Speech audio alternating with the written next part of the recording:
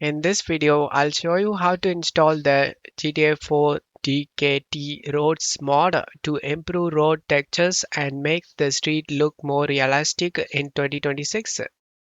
Check my video description for this mod link, select the download option and wait for 10 seconds.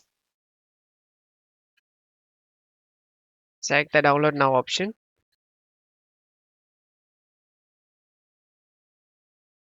After download done, select this folder icon, right click on the downloaded file and select WinRAR and select open with WinRAR. Close stuff here. Right click on the game on the desktop and select open file location. For doing this mod, backup your GTA 4 game folder, copy and paste it in same location. Rename it as backup. Once you're done, open the GTA 4 folder, open this DKT roads.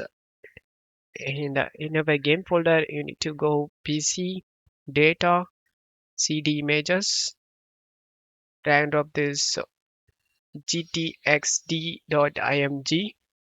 replace the file in the destination. Now you can launch the game. I will add before and after comparison. You can easily compare the road textures. I hope this video helped you. If the video helped you, don't forget to leave a like and subscribe. Thank you.